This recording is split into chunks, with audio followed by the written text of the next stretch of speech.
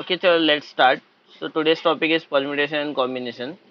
देखो इसमें बेसिकली ज़्यादा शॉर्टकट ये सब कुछ है नहीं, क्योंकि इसके जो क्वेश्चंस होते हैं ना उसके सॉल्यूशंस खुद ही एक शॉर्टकट के टाइप में ही होते हैं।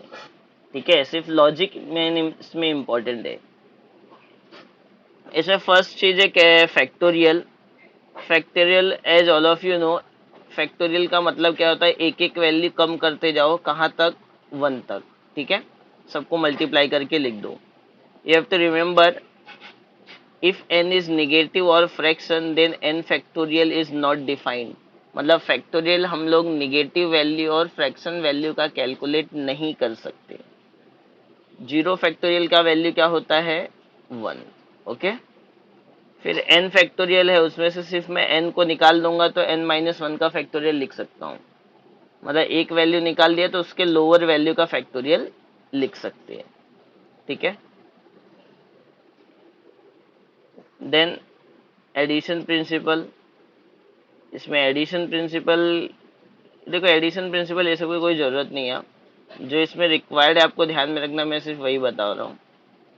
मल्टीप्लिकेशन प्रिंसिपल भी नहीं है। देखो एडिशन कब करते हैं, मल्टीप्लिकेशन कब करते हैं, कभी भी परम्यूटेशन कॉम्बिनेशन में अगर कहीं पे और वर्ड यूज हो रहा है, और मतलब आपको समझ में आ रहा है कि दोनों केस अलग अलग है। ठीक है, दिस और दैट, तो उसमें और आया तो प्लस करना है। और अगर सब वैल्यू एक ही केस के पॉसिबल है तो वहां पे मल्टीप्लाई करना है। परम्यूटेशन एनपीआर का फॉर्मूला क्या होता है आपका, NPR equals to N factorial upon N minus R factorial. Okay, NPR N factorial upon N minus R factorial, बाकी कुछ इसमें जरूरत नहीं है। ये जो नोट है, ये वैल्यूज आपको ध्यान में रखने से आपका थोड़ा कैलकुलेशन फास्ट हो जाएगा। N P N is N factorial, N P zero is 1, N P one is N. तो ये जो पी जीरो पी वन है, सी और सी जीरो सी एन के लिए भी सेम होता है। ठीक है, बाकी इतना रिक्वायर्ड नहीं है। हाँ, permutation when all objects are not distinct, मतलब सब ऑब्जेक्ट अगर डिफरेंट डिफरेंट नहीं है तो जो भी ऑब्जेक्ट सेम होते हैं उसको हम लोग अपॉन में फैक्टोरियल लिखते हैं। ठीक है, जो भी ऑब्जेक्ट सेम है उसका फैक्टोरियल अपॉन में लिखते हैं। ये सब चीजें आपको क्वेश्चन में बेटर समझ में आएगा। जहाँ पे रिपीटेशन आता है ना, रिपीटेशन, कौन सी वैल्यू कितनी बार रिपीट हो रही है, तो रिपीट वाली वैल्यू को हम लोग अपॉन में लिखते हैं। देन आया सर्कुलर परम्यूटेशन। तो सर्कुलर परम्यूटेशन का मतलब क्या होता है कि we are arranging on a circular table. ठीक है, तो सर्कुलर परम्यूटेशन में कुछ नहीं होता है, instead of N factorial N minus one factorial हो जाता है। सपोज एन ऑब्जेक्ट को आपको अरेंज करना है स्ट्रेट लाइन में, तो you will arrange in N factorial. लेकिन उसी एन ऑब्जेक्ट को you have to arrange on a circle, so it will be एक कम हो जाएगा, एन माइनस वन फैक्टोरियल हो जाएगा। ठीक है, and if clockwise and counter clockwise orders are not distinguish, मतलब क्लॉकवाइज और एंटी क्लॉकवाइज को डिस्टिंग्विश नहीं किया है, तो जो भी टोटल फैक्टोरियल आएगा दिस डिवाइड बाय 2 हो जाएगा। क्यों, क्योंकि कोई भी ऑब्जेक्ट आप क्लॉकवाइज जाओ चाहे एंटी क्लॉकवाइज जाओ, उसके नेबर्स क्या रहेंगे, सेम ही रहेंगे। तो हमेशा नेबर्स के क्वेश्चन में हाफ का वैल्यू हम लोग यूज करते हैं। ठीक है, बाकी इसमें से कोई रिक्वायर्ड नहीं है। हाँ बोलो।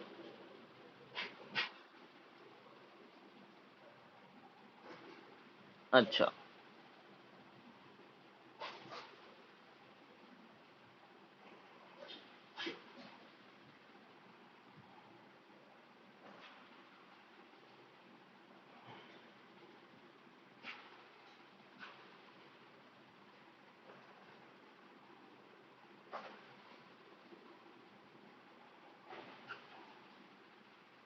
अभी है प्रॉपर।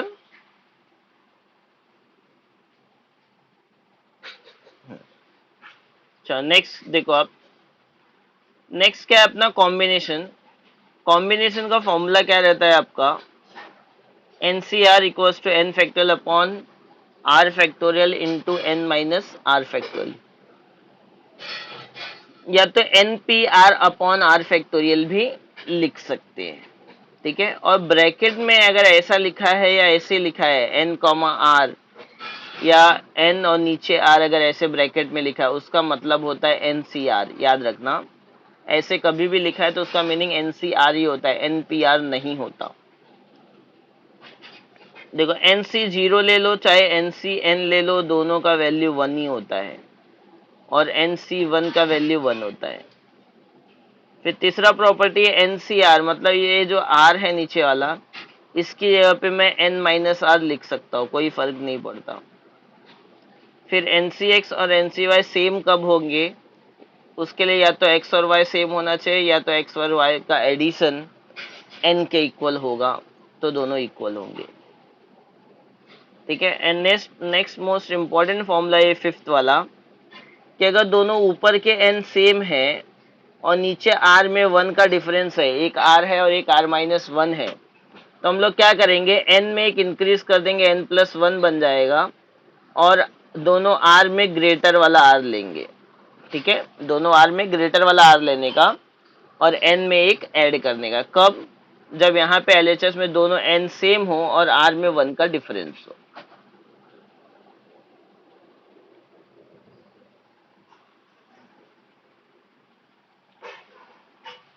नेक्स्ट है एनसीआर हैज मैक्सिमम वैल्यू, ठीक है। एनसीआर का मैक्सिमम वैल्यू कब होता है, अगर when R equals to N by two, अगर आर इवन है, सॉरी एन इवन है तो आर अपना एन बाई टू लेने का, और अगर आर ऑड है, सॉरी एन अगर ऑड है तो आर का value N minus one by two ले लो, या तो N plus one by two ले लो।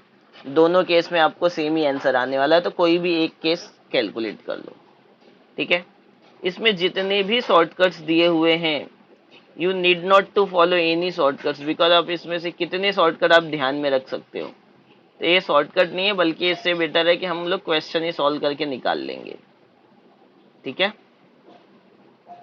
तो इसमें शॉर्टकट लाइक ऐसा कोई चीज है नहीं कि जो आपको ध्यान में रखना चाहिए। So now will start with the questions. देखो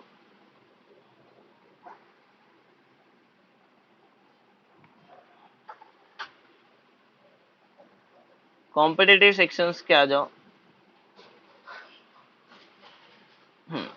ये देखो कॉम्पिटिटिव पार्ट आ गया, पेज नंबर आई थिंक इसमें लिखा नहीं है यार, देख लो आप लोग को, पीडीएफ में पेज नंबर 10 है,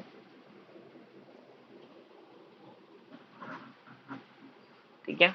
पीडीएफ में पेज नंबर 10। सो मैं शेयरिंग स्टॉप करता हूँ, now will start with the camera.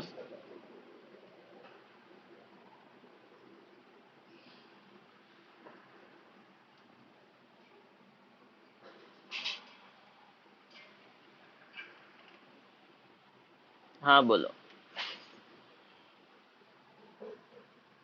हाँ हाँ,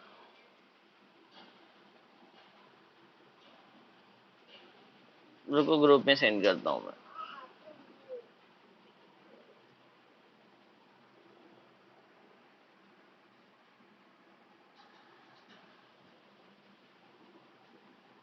वो चलेगा कि हटा दो,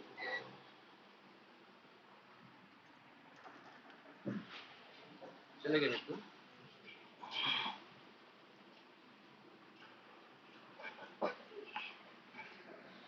सेंड।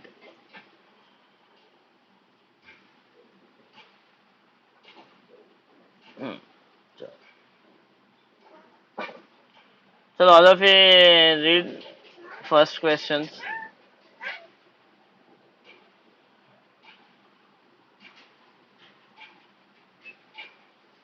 बोलो फर्स्ट का आंसर क्या हो सकता है, परम्यूटेशन कॉम्बिनेशन सबने पढ़ा है ना।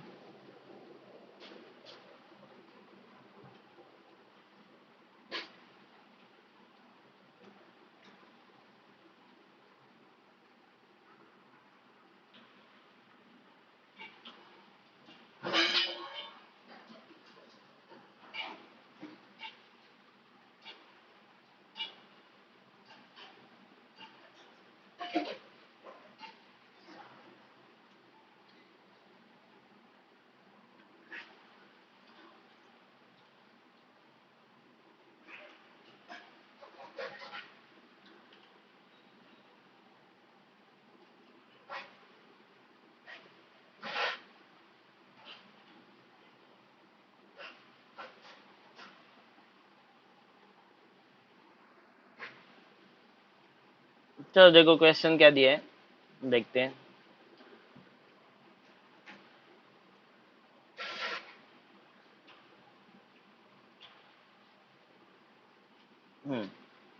क्या दिया है? The number of all numbers having 5 digits with distinct digits is, मतलब ऑल 5 नंबर्स के, ठीक है, 5 डिजिट नंबर के ऑल 5 नंबर्स डिस्टिंक्ट डिजिट्स के होने चाहिए। So how many possibilities are there? How many possibilities are there?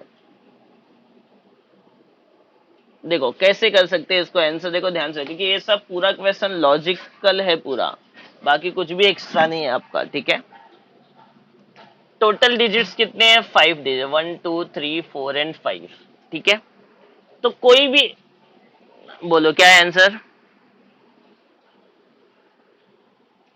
Yes, perfect.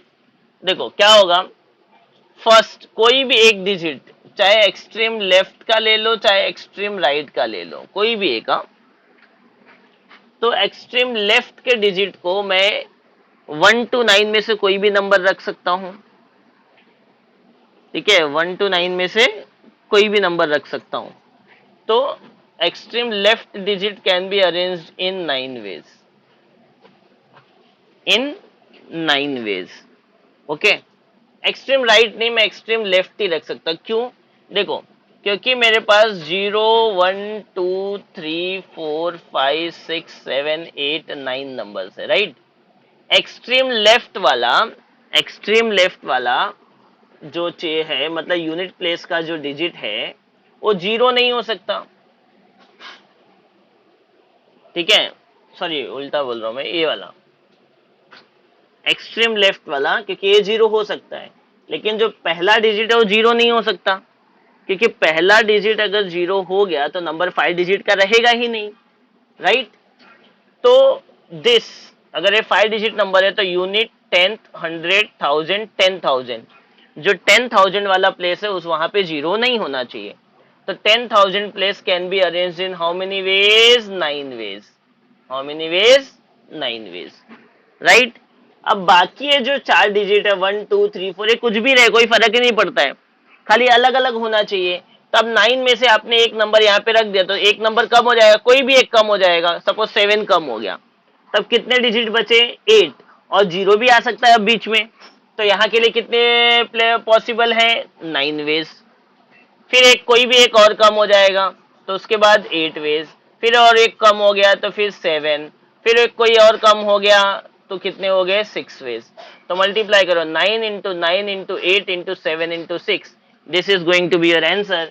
और you can write this as 9 into 9p4 ना, एक एक कम कर रहे हैं मतलब 9p4 ही है, तो 9 into 9p4, या तो आप उस वेज में लिख सकते हो आंसर, ठीक है।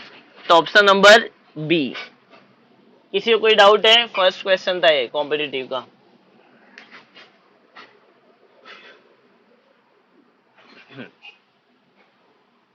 चलो नेक्स्ट क्वेश्चन पे आ जाते हैं हम लोग। सेकंड क्वेश्चन क्या दिया अपने को? Number of integers greater than 6,000, number of integers greater than 6,000 that can be formed using digits 3 5 6 7 8, using digits 3 5 6 7 and 8 without repetition, without repetition चाहिए और ग्रेटर देन 6,000 चाहिए। चलो what will be your answer? 30 seconds I am giving, not more than that, जल्दी बोलो।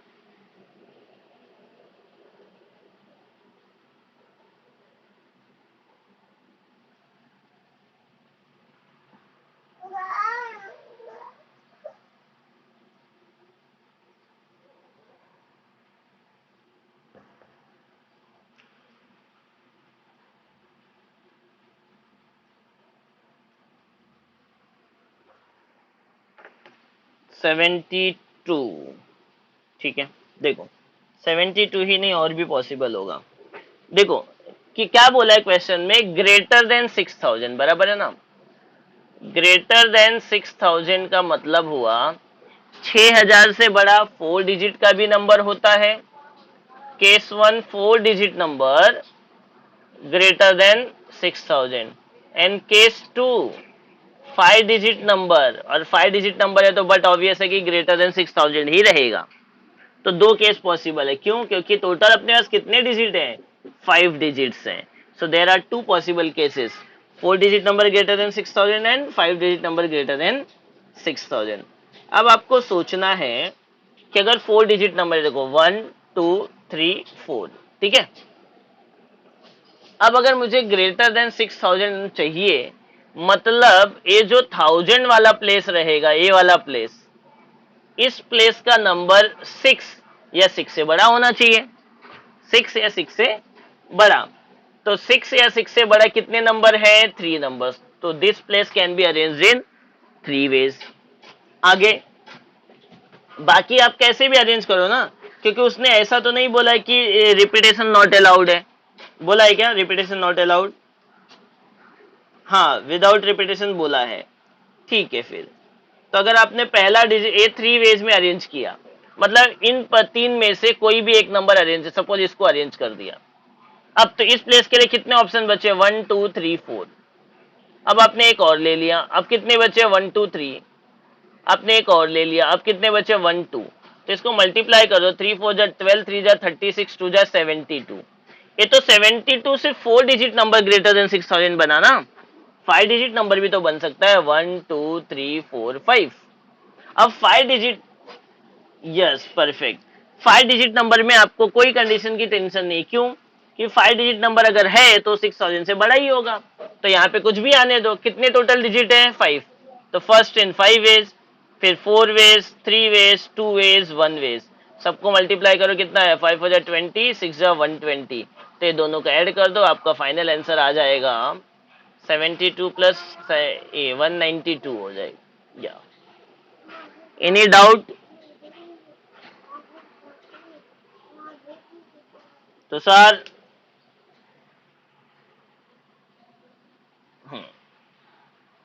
चलो take screenshot, फटाफट screenshot immediately ले लिया करो, हाँ, मेरा मुझे बोलने के पहले। जैसे कंप्लीट होता है यू कैन टेक स्क्रीनशॉट।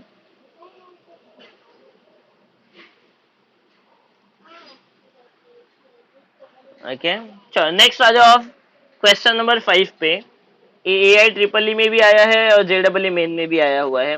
तो फिफ्थ वाला क्वेश्चन पढ़ो ध्यान से।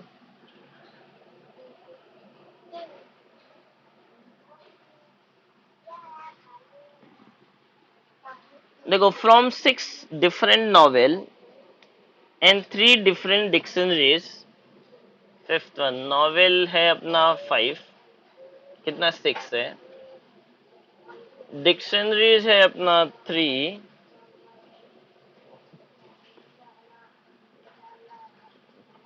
इसमें से सिलेक्ट जो करने हैं वो नॉवेल करने हैं 4, डिक्शनरी करना है 1, are to be selected and arranged in a row on a shelf so that dictionary is always in middle, then the number of such arrangement is। ठीक है, ये टोटल है और इसमें से ये सिलेक्ट करना है, और कंडीशन है कि डिक्शनरी कहाँ पे होना चाहिए? मिडिल में होना चाहिए। डिक्शनरी कहाँ पे होना चाहिए? मिडिल में होना चाहिए। ठीक है, देखो काफी सिंपल क्वेश्चन है। टोटल कितने सिलेक्ट करने हैं? 4 और 1 कितने सिलेक्ट करने? टोटल 5। कितने? 5। तो 5 नंबर में मिडल पोजीशन तो एक ही होगा ना, थर्ड वाला, क्योंकि टोटल सिलेक्ट कितने करने हैं? 5, और 5 में मिडल पोजीशन कितना होगा? एक ही होगा, थर्ड वाला। तो dictionary on middle position can be arrange in, dictionary है कितना? 3, और 3 में से कितनी डिक्शनरी अरेंज करनी है? 1। तो 3p 1 वेज, बराबर है। अब बाकी कितने प्लेस बचे? 4 प्लेस। तो 4 प्लेस, 4 नॉवेल रहेंगे, 6 में से 4, 6p4। इसको सिंप्लीफाई करो, 3p1 इज 3, 6p4 मतलब 6, ठीक है, 6 इंटू 5 इंटू 4 फैक्टोरियल, और नीचे का अपना क्या रहता है? एनपीआर का formula, n factorial upon n minus R. तो 6 माइनस 4 कितना होगा? 2 ना। तो इसको मैं 2 तक लेगा, 4 इंटू 3 इंटू 2 गया। अब मल्टीप्लाई कर दो, कितना आ रहा है? 6 5 जा 30, 30 into 12 120 into 3 360 into 3 1080 ways 1080.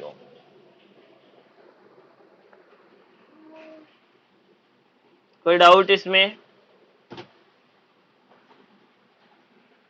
तो आपका आंसर आ जाएगा ऑप्शन नंबर सी, एटलीस्ट 1000, क्योंकि उसने एग्जैक्ट आंसर नहीं दिया है ना, तो एटलीस्ट 1000, क्योंकि एटलीस्ट का मतलब होता है उससे ज्यादा चलेगा, तो उससे ज्यादा चलेगा 1080।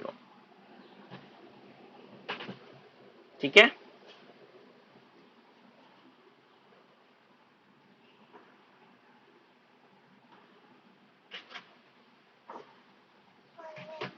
चलो नेक्स्ट।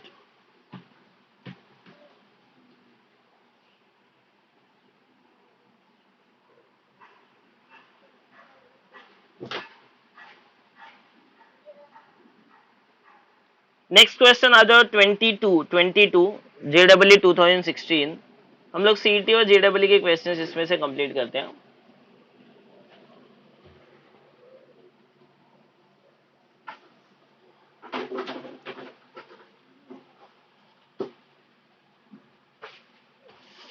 ट्वेंटी टू, देखो 22 कहते हैं if all the words with और without meaning having 5 letters formed using the letters of the word small and arranged as in a dictionary, then position of the word small is। ठीक है, small का position क्या रहेगा 5 letter word में इन a dictionary. अच्छा question है, देखो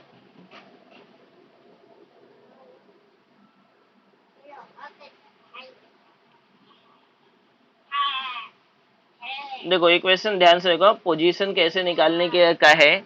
ये क्वेश्चन आपको अपने बोर्ड्स में ऐसा कोई क्वेश्चन नहीं है, तो इसके लिए ध्यान से देखो एकदम।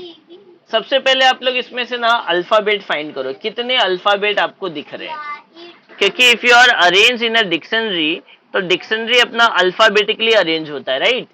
तो अल्फाबेटिकल ऑर्डर में सबसे पहले इसमें से क्या आएगा, ए आएगा, उसके बाद इसमें से क्या आएगा, एल एम, एल आएगा पहले, फिर एम आएगा एंड देन एस आएगा, बराबर है। अल्फाबेटिकल ऑर्डर में हम लोग ने अरेंजमेंट किया, ए एल एम एस। अब हम लोग ए को अरेंज करते हैं, तो words which begin with A, words which begin with A, so A से कितने लेटर बिगिन हो सकते हैं अपने, ठीक है, ए से कितने बिगिन हो सकते हैं। फिर वर्ड्स बिगनिंग विथ एल हो जाएगा, फिर वर्ड्स बिगनिंग विथ एम हो जाएगा, ठीक है।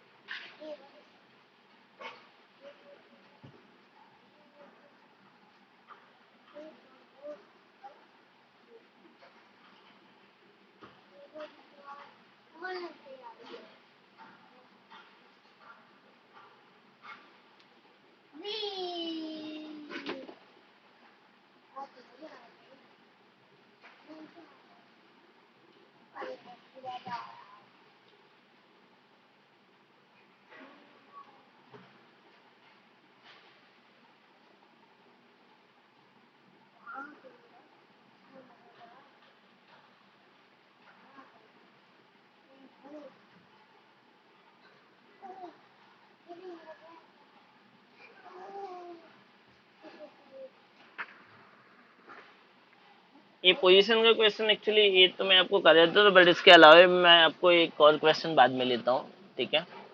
देखो ध्यान से देखो, अपने पहले अल्फाबेटिकली अरेंज कर दिया ALMS ना। नाउ नेक्स्ट चीज is words begin with A, words begin with A के बाद क्या आएगा L, words begin with L, then तीसरे पोजीशन पे क्या दिख रहा है M, तो वर्ड्स बिगिन विथ M, फिर ये लास्ट में है ना, तो लास्ट में है तो फिर स्टार्टिंग में आ जाने कैसे SA, तो words begin with SA and than words begin with SL आएगा, वर्ड्स बिगिन विथ SL। अगर मैं SL ले लेता तो वहीं पे स्टॉप हो जाता ना, क्योंकि S और L का जो कॉम्बिनेशन है वो सबसे लास्ट में आता है, तो जहां पे भी SL आएगा वहीं पे स्टॉप हो जाना है अपने को, ठीक है। तो ये सब कॉम्बिनेशन फाइंड करना, वापस देखो कैसे करना है। पहले words begin with A, words begin with L, words begin with M, ठीक है। अभी लास्ट है तो लास्ट के साथ स्टार्टिंग का एक लेटर ले लो, तो SA, ठीक है।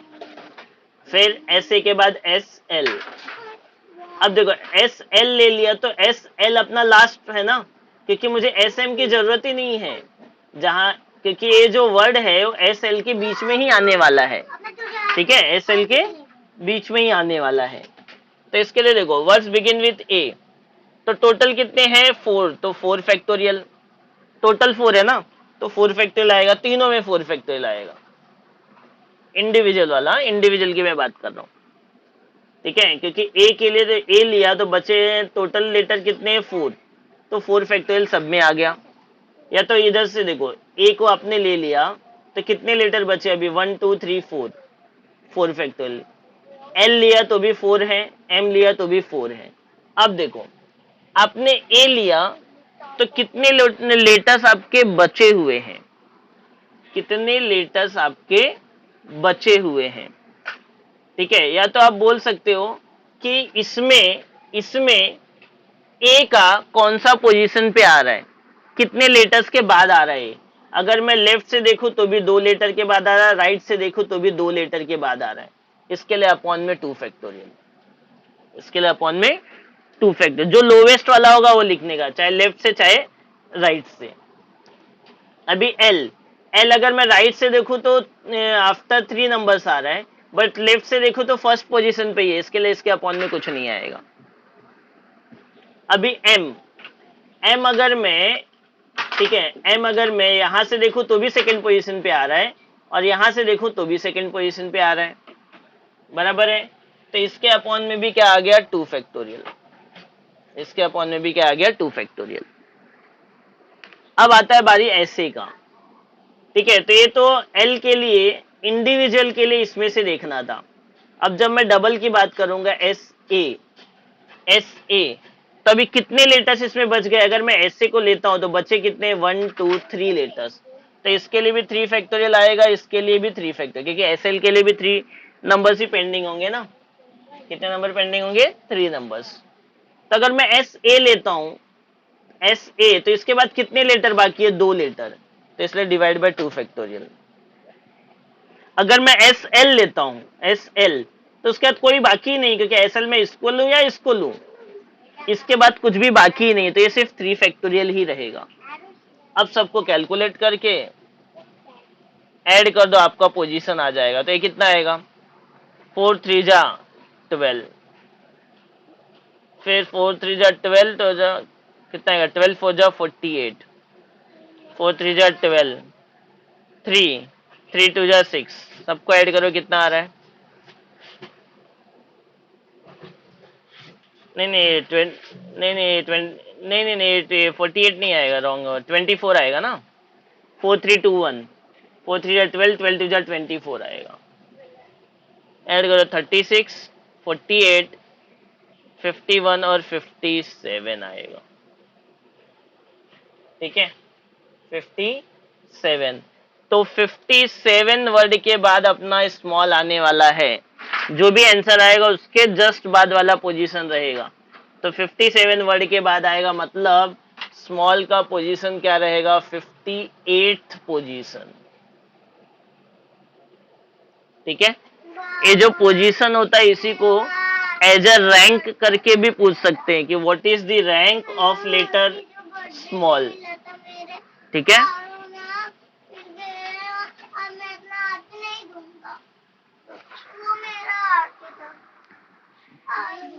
Okay, so take screenshot fast.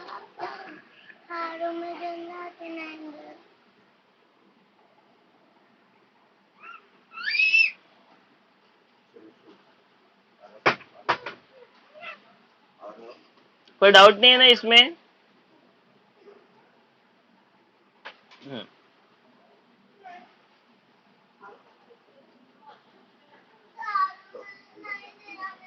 तो all of you rejoin again, के सेशन एक्सपायर होने वाला, सो रीज्वाइन अगेन फास्ट।